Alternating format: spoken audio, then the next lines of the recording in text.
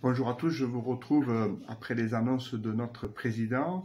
Alors, ce nouveau confinement qui est annoncé à partir de samedi soir, qu'est-ce que ça change? Finalement, pour nous, pas beaucoup de choses. Je parle bien sûr, surtout là, au niveau des célébrations. Je sais tout ce que ça va changer au niveau de certains commerces, magasins, ce que ça va changer aussi au niveau de la vie avec vos enfants pour l'école. Mais là, je parle uniquement des célébrations parce que beaucoup m'ont posé des questions. En fait, il va y avoir des attestations de déplacement. Ça, c'est l'exemplaire en fait qui est déjà en cours utilisé pour les départements qui sont déjà confinés. Donc, le couvre-feu ne change pas, lui. Donc, c'est simplement le système de confinement. Vous savez, c'est un confinement un peu particulier. Il n'est pas un confinement complet comme l'année dernière au mois de mars, mais les gens peuvent sortir. Simplement, il faut des attestations dérogatoires. Donc, vous les trouverez, ça c'est l'ancienne, c'est-à-dire celle qui sert que pour les 16 départements.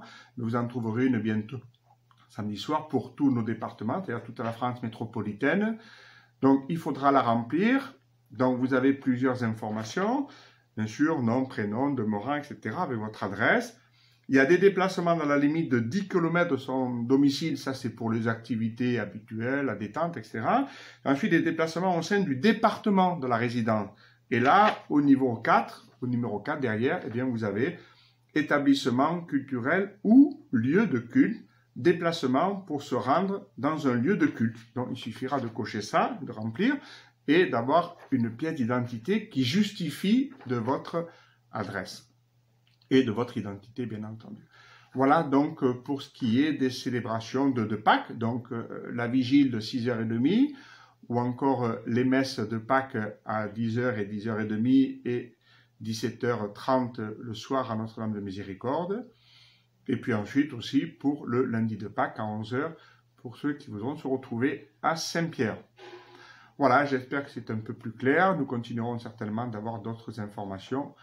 Mais il suffit d'attendre d'avoir la vraie dérogation. Ce n'est pas la peine de télécharger celle-là. Il faut attendre qu'elle soit en place sur le site du gouvernement pour la France métropolitaine. Ça sera à partir de samedi certainement. Je vous souhaite en tout cas de belles fêtes. Écoutez, essayons de vivre ça dans la foi. Hein, ces questions de confinement, ben oui, les apôtres, ils ont ici été confinés dans la chambre haute de suite après la mort de Jésus. Jésus finalement a été confiné dans ce tombeau, mais il en est sorti.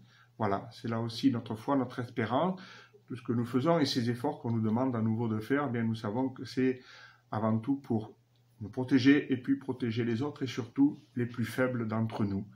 Ben voilà, être attentif aux plus fragiles, c'est aussi l'évangile. Voilà, je vous souhaite de très beaux jours saints. Jeudi, vendredi, nous aurons bien sûr la célébration de la Seine, ce soir à 17h30 à Saint-Genès ou à 18h à Port-de-Bouc.